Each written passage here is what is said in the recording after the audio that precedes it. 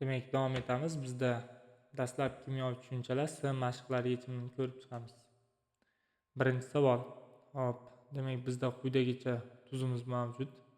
Shunda deyapti, birikmadagi deyapti. Hop, kislorod va vodorod atomlar soni qanday nisbatda bo'ladi deyapti. Kislorod bizda 4 karra 3 klass, mana bu fosfat kislota qoldig'idagi, demak 4 karra 3 qilgan payti 12 ta kislorod atomi bo'ladi. Mana bu OH da esa 3 ta bo'ladi. 12 ga 3 ni qo'shadigan bo'lsak, demak 15 ta kislorod atomi bu tomonda. Mana bu 12 ta suvimizda 12 ta, demak 15 plus 12 bo'lyapti. Shunda 27 ta kislorod atom bo'lyapti. Demak, endi vodorod atomlari bizda mana bu tomonda 3 ta, bu tomonda esa 12 kere 2 24. Demak 3 plus 24 qilamiz ekan, 27 bo'lyapti. 27 ta kislorod, hop, 27 ta vodorod bo'ladigan bo'lsa, bu nisbati 1 ga 1. Ya'ni 27 ni 27 ga bo'lsa 1, 27 ni 27 ga bo'lsa 1. Demak 1 ga 1 nisbat to'g'ri kelyapti. Demak A javob to'g'ri kelyapti. Hop. Ikki quyidagilardan qaysilari faqat aralashma holida bo'ladi deyapti. Aralashma holida bo'ladi deyapti. Xlorid kislota, havo deyapti, fosfat kislota deyapti, dengiz suvi deyapti. Hop, demak bizda xlorid kislota, ya'ni vodorod xlorid o'zi gaz bo'ladi. Suvda erigandagina xlorid kislota hosil bo'ladi. Demak, unda haqiqatdan xlorid kislota bu suvda erisa keyin hosil bo'ladi va suvda erigan payt aralashmaga misol bo'ladi va gomogen aralashma bo'ladi. Bizda hozir bir aniq kiradi. Bir aniq kiradigan bo'lsa, mana bu javoblar chiqib ketadi. Shunda A javobni olishingiz kerak bo'ladi. Faqat aralashma holatda bo'ladi. Ya'ni xlorid kislota bu aralashma holatda mavjud bo'ladi. O'zi mavjud bo'la olmaydi. Chunki o'zi xlorid kislota emas, xlorid, vodorod xlorid gazi bo'ladi. U suvda eriganda keyin xlorid kislotaga o'tadi. Hop. Havo ham aralashma hisoblanadi. Keyin dengiz suvi ham aralashma hisoblanadi. Lekin fosfat kislota u sof modda ham bo'la oladi, shuning uchun uni olmayapman. Atom va molekulaga tegishli osilani moslang deyapti. Atomga va molekulaga tegishli. Demak,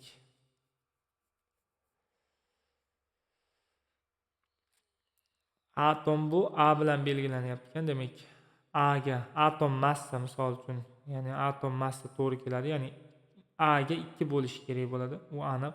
Bizda 2 3 hammasi kiryapti ekan. Mana 2 3 4 2 3 4. Ya'ni bu yerda bir xil turibdi ekan, ya'ni 1 2 3 4.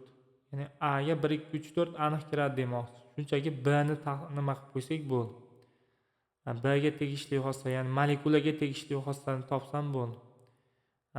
Molekulaga tegishli xossa, ya'ni molekulani o'lchami bo'lishi mumkin. Katta molekula, kichik molekula yoki uni massasi bo'lishi mumkin.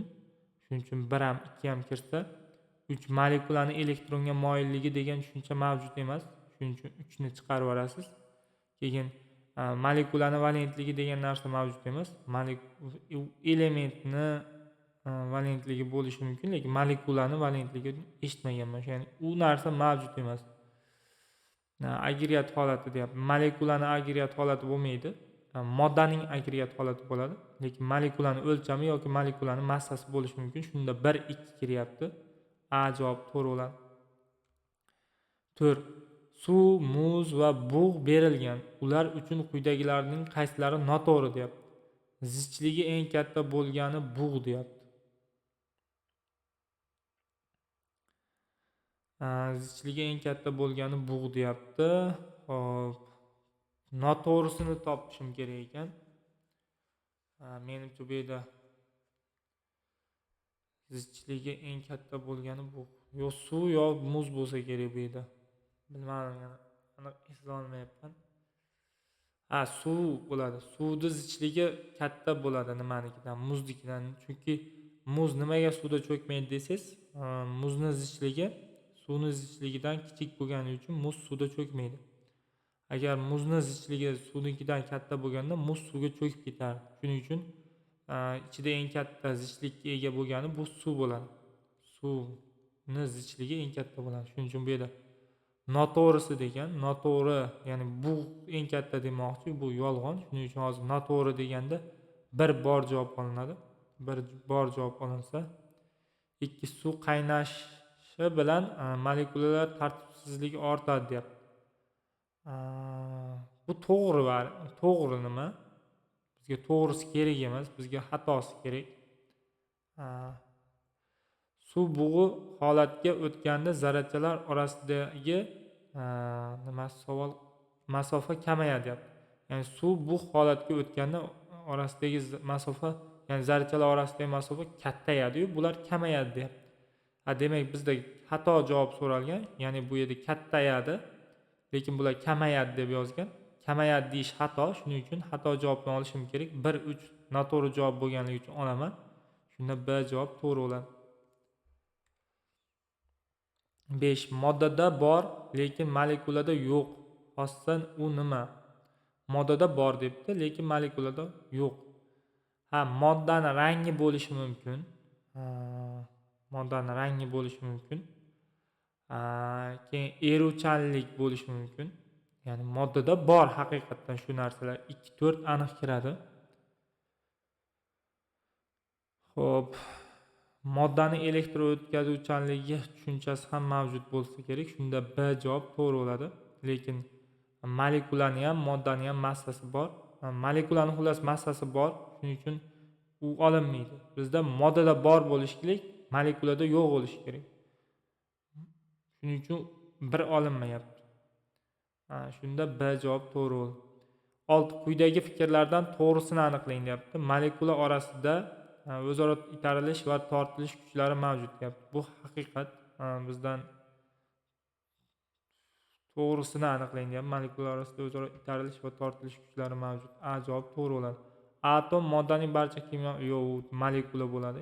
Xullas bu xato.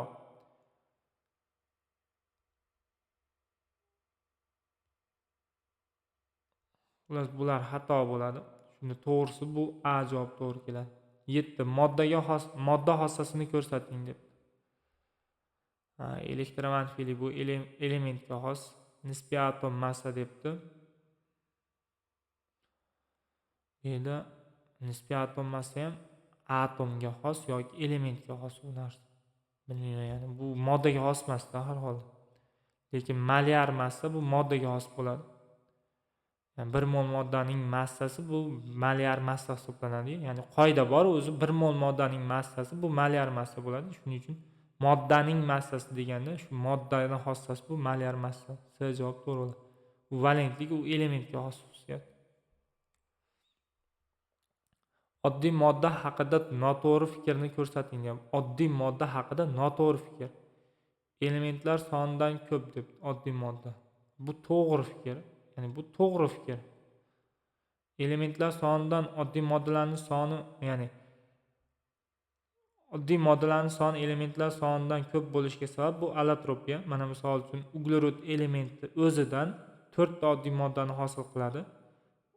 Olmos, grafit, karbon, fullerin bular oddiy modda hisoblanadi. Ana 118 ta kimyoviy elementga, ya'ni 4 ta qo'shilib qoladi. Shunda jami 122 ta bo'lyapti.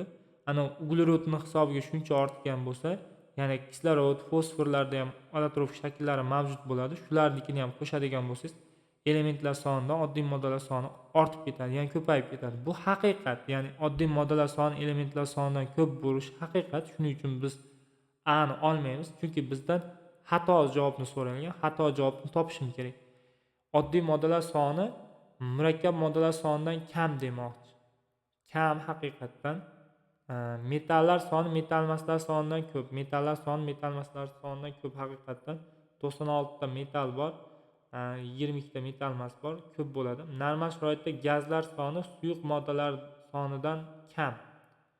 Normal sharoitda gazlar soni suyuq moddalar sonidan kam debdi. Yo'q, shu javob xato. Normal sharoitda gazlar soni suyuq moddalardan kam. Men suyuq moddalar soni gazlar sonidan ko'p bo'lsa kerak. Shunda D javob to'g'ri. Qolgani umuman to'g'ri kelmayapti. D ni olishga majburmiz. Quyidagi sof moddalarni ajrating deyapti. oddiy modda deyapti, murakkab modda deyapti. Ozon, tuman. Ha, demak harfga to'g'rilab qo'yishim kerak ekan. Oddiy moddaga ozon kiradi haqiqatdan. Oq fosfor ham kiradi. Demak, 1/4 aniq kiradi oddiy moddaga. B ga hop, murakkab moddaga mis kislorodi kiradi, keyin xlorid kislota kiradi. Shunda 5 6 demak 1 1 4 1 4 hop, keyin 1 4 hozir mana to'xtab turing. Sof moddalarni ajrating debdi. Oddiy modda va murakkab modda bo'lyapti. Oddiy moddaga ozon bilan oq fosfor kirsa, ya'ni 1/4 kiryapti. Tuman, tutun ular aralashma hisoblanadi. 5 kirmasligini hal qilishimiz kerak bo'lyapti menimcha. Ya'ni 1/4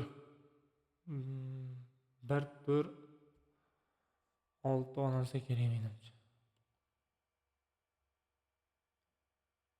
Yo'q, hozir 1/4 5. Ha, bo'ldi. Xlorid kislota nima bo'ladi-yu, nima deydi ana? Gomogen aralashma bo'ladi. Ya'ni xlorid kislota o'zi mavjud bo'la olmaydi deb o'rgatdim. Xlorid kislota qachon hosil bo'ladi desa, xlorid kislota qachonki suvda eriganda hosil bo'ladi. Bu aralashma hisoblanadi. Ya'ni aralashmani qaysisi? Ya'ni eritma hisoblanadi. Eritma u nima deydi? Gomogen aralashma. Bizda sof modda bo'lishi kerak. 6 olinmaydi xullas. Demak, A javob to'g'ri bo'ladi bizda. 10. Quyidagilardan qaysi biri sof modda debdi? Sulfat kislota sof modda, sulfit kislota ham u suvda erigandan keyin eritma bo'lib qoladi. Sulfat kislota sof modda hisoblanadi. 11. Noto'g'ri javobni aniqlang deyapti. Atomlar soni elementlar sonidan kam. Yo'q, u noto'g'rida. Atomlar soni elementlar sonidan ko'p naborot. Chunki izotoplar degan tushuncha mavjud. Bitta kislorodni 16 17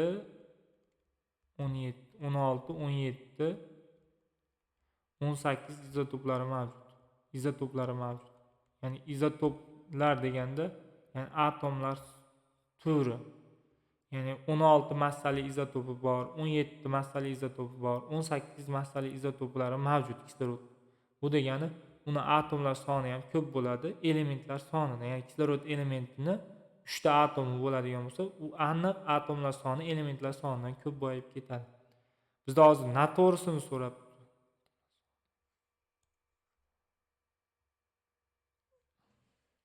Ha, bu kam degan. Kam deyishi bu xato. O'zi aslida ko'p. Bizdan xato javob so'raganing uchun A ni olaveramiz.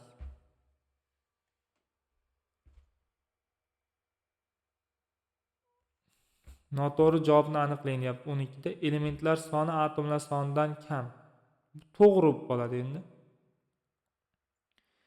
Barcha atomlar yadroda neytron bo'ladi deyapti. Oddiy moddalar soni elementlarnikidan ko'p. Molekulyar tuzilishli moddalarning barchasi gaz emas. Molekulyar tuzilishli moddalarning barchasi gaz emas debdi. Mana shu javob xatoda, ya'ni. Yo'q, bizdan hozir nimani so'ragan? Noto'g'ri javobni aniqla degan.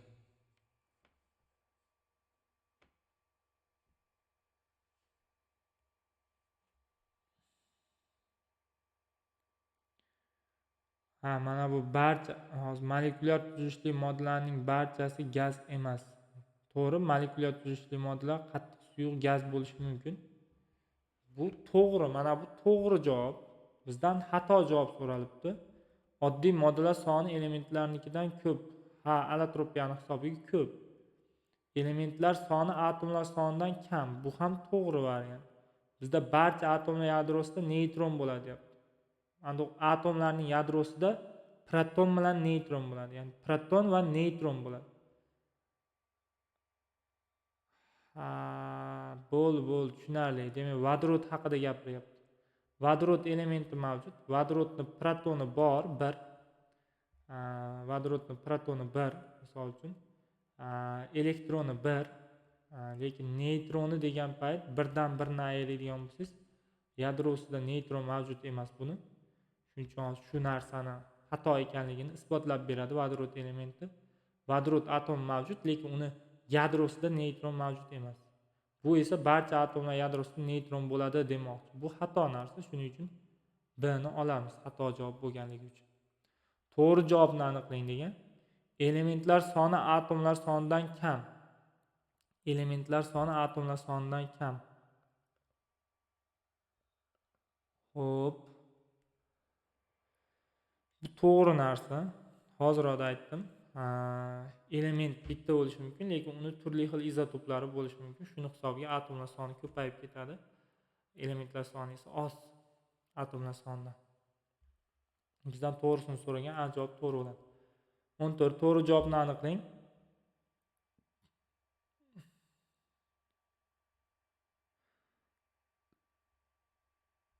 Oddiy moddalar soni elementlarnikidan ko'p.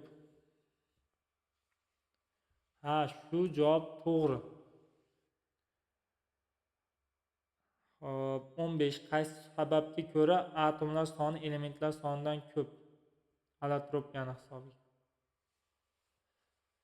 Allotropiya bir element atomidan turli xil oddiy moddalar hosil bo'lishiga aytiladi. Misol uchun uglerodniki olmos, grafit, karbon, fullerin deb aytib berdim-ku, shuni hisobi. 16. Quyidagilarni ajrating debdi. Quyidagilarni ajrating demoqchi. Demak, hop. A oddiy modda, B birikma, C aralashma. Demak, oddiy moddaga, birikmaga, aralashmaga ajratishim kerak ekan. Demak, oddiy moddaga olmos kiradi. Oddiy moddaga olmos kiradi va fullerin kiradi. Demak, 1,8 bo'lyapti. 1,8 bo'lsa, mana bular 3 bizda havo va aralashma hisoblanadi. Bular chiqib ketsin, ya'ni A bilan B chiqib ketdi. Ikkalasini farqini ko'raylik. Ikkalasining farqi mana bu B, mana bu yerda kirmaslik bo'lyapti. 6. B nima edi? Birikma 6. Miskporosi deyapti. Xo'p. 2 3 6 7 deyapti. 2 3 6. Bu ikkalasining farqi bittasi 6 bilan farqlanyapti. Miskporosi birikmaga kiradi deylik. Shunda javob D bo'ladi. Xo'p, menimcha shu bilan tugadi. Birinchi mavzuyimiz yakunlandi. Demak, kanalni kuzatishni davom eting. Qolgan mavzular yechimlarini ham joylab boraman. Agar YouTube kanalida ko'rayotgan bo'lsangiz, like bosib, kommentariy qoldirishni esdan chiqarmang. Yaqinlarga ulashib qo'ying. YouTube kanalidan ko'rayotgan bo'lsangiz, mening Telegram kanalimga o'tadigan bo'lsangiz, nazariy qismlarni joylab boraman. Shularni o'qish mobaynida nazariy bilimlaringizni ham mustahkamlab ketishingiz mumkin bo'ladi. Demak, barchani o'qishlariga omad, salomat bo'lasizlar.